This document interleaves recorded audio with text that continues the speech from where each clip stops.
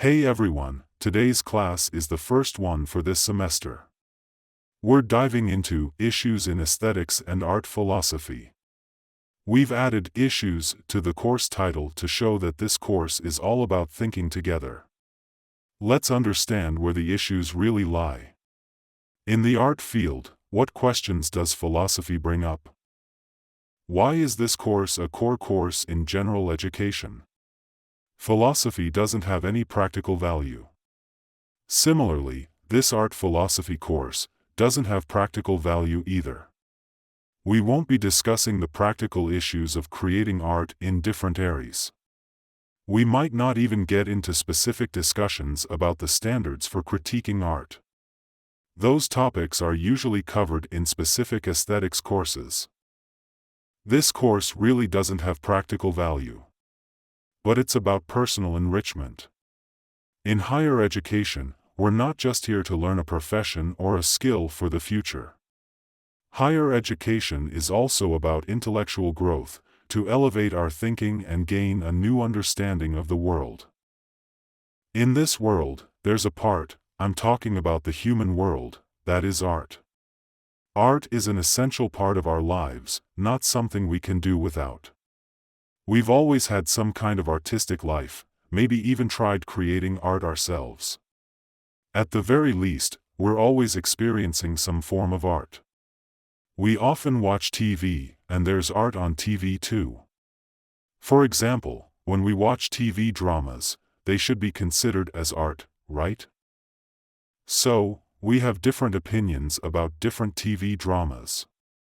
Sometimes I get really mad. I feel like the writer and director of this TV drama are insulting me and treating me like a fool. It's all over the place, and I can't make sense of it.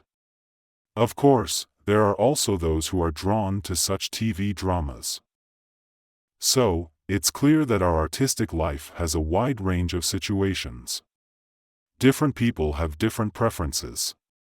Some say, this TV drama is really good. Others say, this TV drama is simply unwatchable, meaningless. It has no value. There are even harsh criticisms of contemporary Chinese TV drama production. All of this happens in our actual artistic life.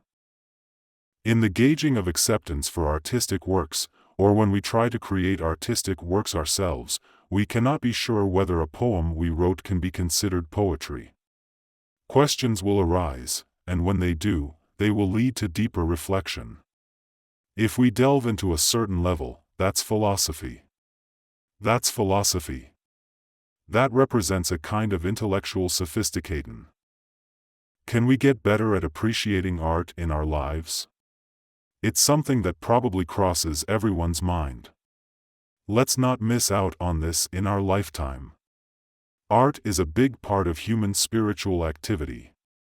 Can we find more fulfillment in this artistic and spiritual realm? That's what we're aiming for here. It's true that art philosophy doesn't have practical value, it won't get us higher pay or work perks, right? But beyond our daily grind at work for 8 or 10 hours, we're still human. We might be doctors, engineers, or entrepreneurs, but by the end of the day, we're still human. And humans have their spiritual lives. So, in this sense, the core curriculum of general education at Fudan University, offering this course on philosophical reflections on art, has its significance. The course textbook is in front of me here, my work. But I'm not really sure if it can handle the responsibility of being a textbook. Anyway, to the best of my ability, in 2005, to celebrate the centenary of Fudan University, as a tribute, I wrote the book. Some people may find it audacious for me, Wang Defeng, to delve into the realm of art philosophy. After all, there have been numerous works on art philosophy, including the famous writings of Taine from France. Yes, I too have written a book. Its purpose is to initiate discussions on art philosophy among undergraduate students at Fudan University. In a way, it serves as a starting point, a foundation for exploration. However, it does not claim to possess absolute truth. So, why bother with teaching if the book exists? The answer lies in their distinct natures. What then is the main indicator of success in our course? By the end of the course, everyone here would have contemplated philosophical questions about art, and in your own practice of art appreciation or creation, you would have experienced a deeper understanding. And even if it's in a discipline unrelated to art, you would apply philosophical thinking. Philosophy may be used to think about political issues, right? Political philosophy. Philosophy can be used to think about economic issues, the so-called economic philosophy. Just as in our case, philosophy is used to think about art issues, art philosophy. In short, we cultivate your philosophical thinking, and you may apply that to any field, but you start with art, and that will be the purpose of our course. Alright, that's a brief opening statement. There is no doubt that scientific research is a spiritual activity of humanity. For example, if you are a deep thinker, you might ponder the problems of Einstein's theory of relativity. However, science as a spiritual activity of humanity is not the highest. The three highest human spiritual activities are philosophy, art, and religion. Why are they the highest? Because they are inherently transcendent activities. The transcendent nature of religious activity is well known to everyone, right? You cannot see God, and you cannot see the kingdom of heaven, as it is not in the empirical world. It is not limited to daily activities, but extends to the unmanifest before time began. The research and contemplative activity of philosophy is also transcendent. There is another realm that we may think is not transcendent, that of artistic creation. It may seem like the activity of a craftsman satisfying our aesthetic tastes. But if we think this way, we misunderstand art, and see artistic activity as a public service of satisfying our aesthetic pleasures. This is not the true nature of art. What does a true artwork unfold? It unfolds an infinitely vast domain within finite images. As the Chinese say, words have an end, but meaning is infinite. A painting, created within the four sides of a canvas, contains specific and limited images. But as long as it is a truly extraordinary work of art, a painting, if it can be considered such a painting, when we stand in front of it, gaze upon it, unconsciously we enter into the painting. We are pulled in, entering into another world, the world depicted in the painting, with all the attendant meanings and nuances. We are temporarily separated from our current world of reality. Have you ever had such a feeling when appreciating a painting? For example, when we go to a concert hall to listen to a symphony. As we listen to the symphony, slowly we enter into a world, a non-reality world. In China, we have this cool symphonic poem called Hymn to the Red Flag, written by L.V. Qiming. Every time we celebrate National Day, our media plays it.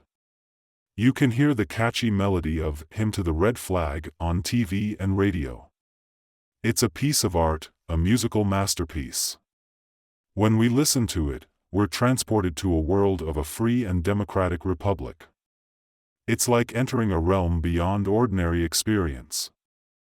This idea, can only be shown in works of art. We've never really experienced directly witnessing a whole country, have we? We see Shidada standing on Tiananmen Square and do not say that's the entire country, right? And we can't equate the weapons of the troops being reviewed during the National Day parade with the whole country either.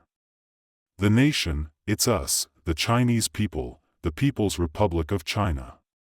It's an ideal, a concept in the hearts of the Chinese people, So, it's presented in works of art. The horse painted by Xu Beihong, died 1953, is it the black horse from Mr. Zhang's family or the yellow horse from Mr. Li's family? Neither. He portrayed the spirit of the steed, right? And he captured the spirit of that era.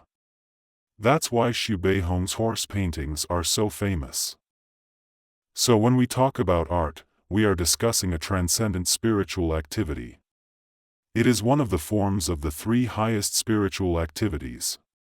Hegel also fully affirms this. Hegel mentioned absolute spirit, which includes three domains: art, religion, and philosophy.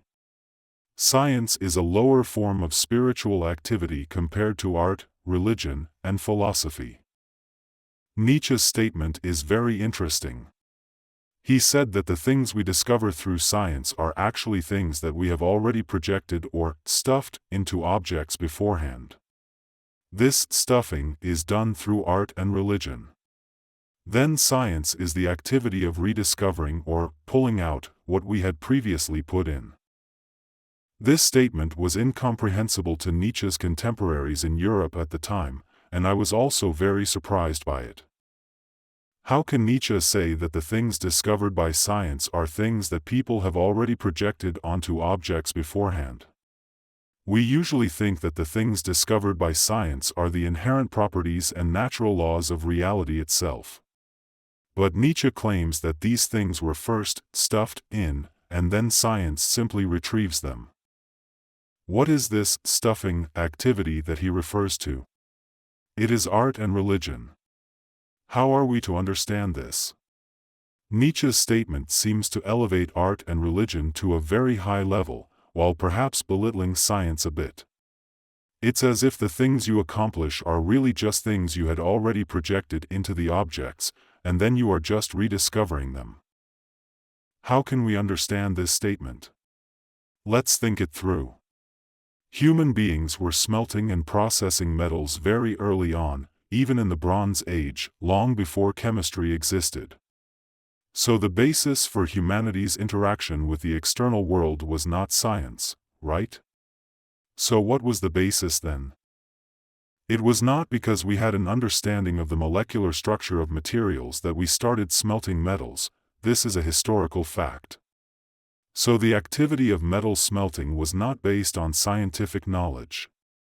Of course, now that we have chemistry and metallurgy, these scientific fields have made our metal processing much more precise and effective. But we shouldn't think that science was the original basis for metal smelting. There must have been some other foundation. The comprehension of the world by human beings encompasses a broader spectrum that extends beyond the realms of theory and logic. Initially, this understanding may manifest in pre-rational and pre-logical forms, yet it remains a valid and significant mode of cognition. How, then, should we approach and interpret this type of cognition? Consider the reception of artworks as an illustration. Through genuine works of art, we can glean profound insights and attain a deeper understanding of the world depicted in art. This process is entirely feasible, even though it does not rely on conceptual judgments and logical reasoning. Instead, it signifies a different kind of understanding, a form of cognition that transcends the boundaries of traditional scientific inquiry. We know that Einstein made significant contributions to the field of physics because he completed a revolution in physics, breaking through the central paradigm of Newtonian physics and proposing the paradigm of relativistic physics. This was a revolution. There is no doubt that Einstein initiated a revolution in physics to overcome the crisis in the field. What is the foundation of this revolution? Is it Einstein's remarkable rational thinking? Certainly, he had a very strong ability for physical reasoning. However, no matter how strong your ability in physical speculation and conceptual application is, it would not allow you to break through the paradigm of Newtonian physics. A revolution is a transformation of paradigms. The core paradigm of Newtonian physics consists of two basic concepts. One is the lever, and the other is force, right? In relativity, you must break through this paradigm. This transformation of paradigms signifies a revolution. What does revolution mean? The initiator of this revolution requires great imagination, intuition, and insight. All of these are non-rational aspects that precede rational thought. The combination of imagination, intuition, and insight doesn't form a word in English language. But in Chinese, we have this concept called Xing Ling that encompasses all of these qualities. And Einstein, he really tapped into his Xing Ling, his spiritual faculties, in his work. It was through his intuition, imagination, and insight that he brought about this incredible revolution in physics. Get this, he actually showed that Newtonian physics is just a special case of this bigger thing called relativistic physics. Like, Newtonian physics still works, but it's like a puzzle piece within the whole framework of relativistic physics. You know why? Because you can take any formula in relativistic physics and transform it into a Newtonian formula with the right adjustments, but you can't do the reverse. Isn't that mind-blowing? It's like a total paradigm shift. So, where does the foundation lie? In Chinese culture, we've always recognized this concept of Xing Ling as the highest level of human consciousness. It goes beyond mere rationality, surpassing even the brilliant philosophical thinking like Hegelian logic. If you truly grasp the essence of Xing Ling, it'll seriously challenge your rational thinking skills, trust me. It's super abstract and profound. We've always known that there's more to the human mind than just reason alone, a higher capacity we call Xing Ling.